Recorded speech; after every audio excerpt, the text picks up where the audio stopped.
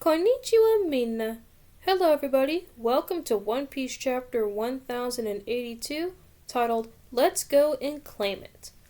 So we get a cover page of Chopper eating Zeus, which he mistakes him, for cotton candy. So Chopper thought that Zeus is cotton candy, but he isn't. So that's kind of funny.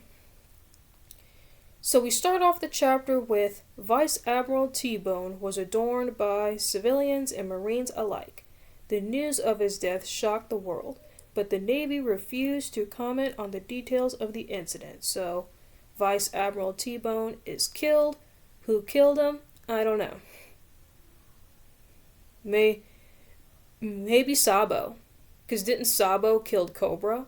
Maybe he killed T-Bone. I don't know. So, yeah.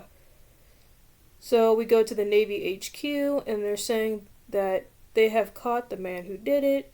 Nope, not yet. We are certain that the culprit's family is bound to be pretty well off after this. What's the world coming to, Suru-chan?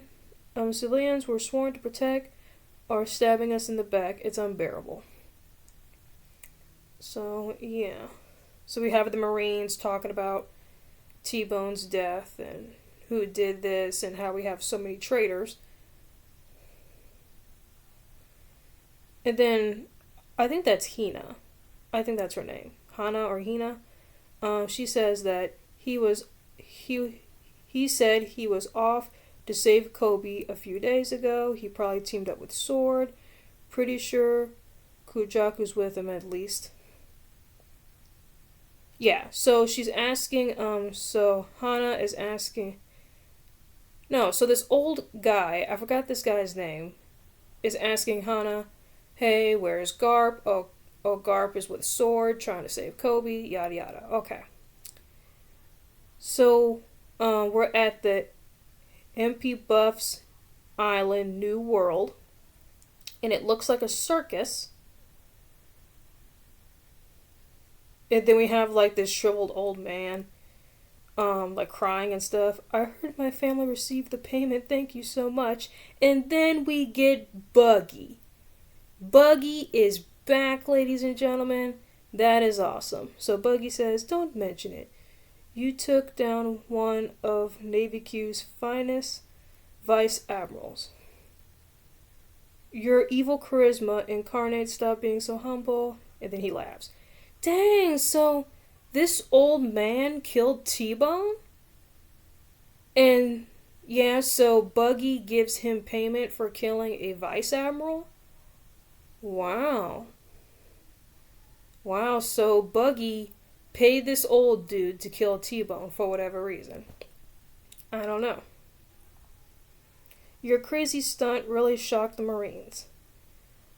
They'll have your head for sure if they catch you.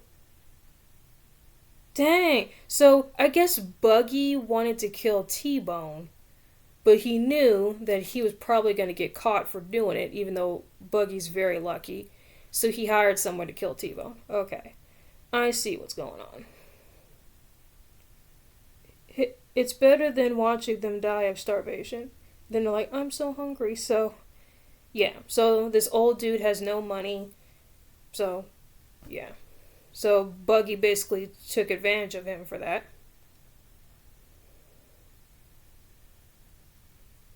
So, sorry to interrupt you, Barley-sama. You're so fresh. That makes me sound like some kind of cereal. Yeah. So, like, everybody's all excited that Buggy showed up. And then we get to see Buggy's ship, which is cool. We finished it, sir. A ship worthy of the Cross Guild. So, Buggy got his ship upgraded, which is cool. Making you the figurehead was an obvious choice, Chairman Buggy. So they made, so they put Buggy's face on like the front of the ship, which is cool. Like and then the Buggy's all like shocked, like what? You put my face in front of this ship? You expect us to use this thing? Buggy's like so shocked that his face is on there. And then we cut back to Crocodile, and is that Mihawk? That looks like Mihawk. Public awareness of Cross Guild is growing as planned. The Navy is starting to understand the threat we pose. We need to have unparalleled influence to form our utopia and become a strong military state, but before we need to establish. So yeah, so we see Crocodile and Mihawk having a conversation. Yeah. Like, is that Buggy's head? Did it just hang like Buggy's head to a wall? And then Buggy's. So, yeah, it looks like Buggy gets all beat up and then he has his head hanging. This is wrong. This is not how I wanted my life to go. Wow. And I know you may do away with me for saying this, but how can you call yourself pirates with schemes like that? And then you have Crocodile and Mihawk all like, what did this cockroach just say? You're doing it all backwards. So that's kind of funny. So maybe Mihawk chopped off Buggy's head, like it just hanged it to a hook. Like, and now Buggy's like talking crap. When I sailed with Shanks, he shone so brightly with potential. I knew I couldn't measure up, so I let go of my real dream. Yeah, so Buggy used to have a dream, but then Shanks kind of took it away from him because Shanks is stronger, obviously, than Buggy. 24 years ago, that day Goldie Roger was executed, you said yourself, didn't you, Shanks? You said your crew would reach Laughtail one day too. Okay, so we get some backstory between Buggy and Shanks, but I've changed my mind for now at least. I'm not ready to go for it yet, but I'm still going to be a pirate. You're not the next generation's pirate. I misjudged you, Shanks. Come with me, Buggy. I'm not going to work under you, idiot. You coward. Don't you care about following in Captain Rogers' footsteps? You haven't forgotten, have you? It's your fault I lost that treasure map. I still haven't forgiven you for that. So yeah, so if you guys remember in like the very beginning of One Piece, we get a little bit of a backstory between Shanks and Buggy, but now that backstory is being expanded more, which is really cool. That no good Shanks is finally making his move. But what good is it now? I don't know why, but somehow through luck or chance or whatever, we're on equal footing again. And if that's the way it is, I might as well go ahead and say it. I want to be king of the pirates. And then like Mihawk is all like, wealth, power. Why stop there when you can have it all? Let's go for it. Let's go and claim the ultimate treasure. Alright, so it's time for us to finally go and claim the One Piece. So the question is, what is the One Piece? Yeah, so I'm not going to read every single bubble. But then we have the Den Den Mushi looking.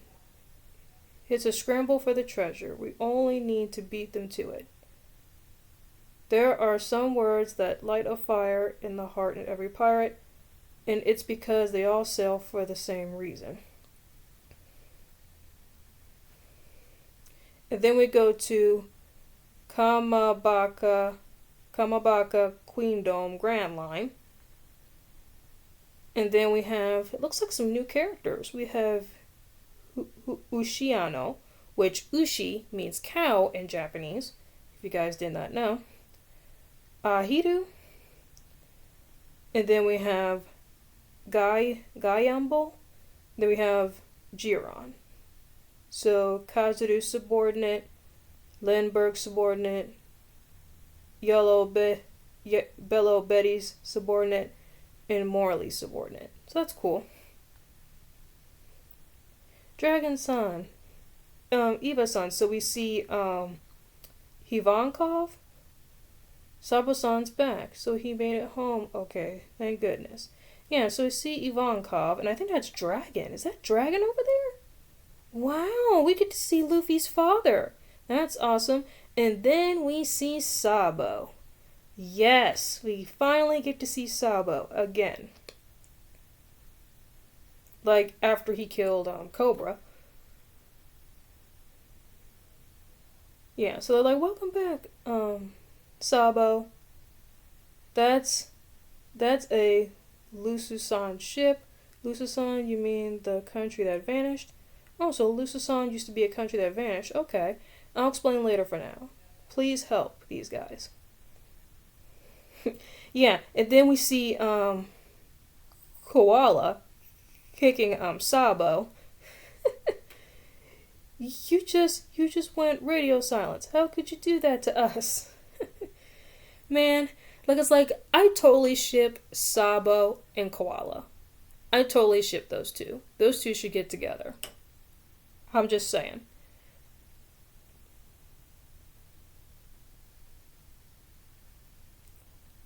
I remember you losers from Lucina. You've come a long way. This is funny. And then we have Ivankov and Dragon sitting down, having some drinks. I heard about Kuma-san. Sorry about that. We let everyone's work go to waste.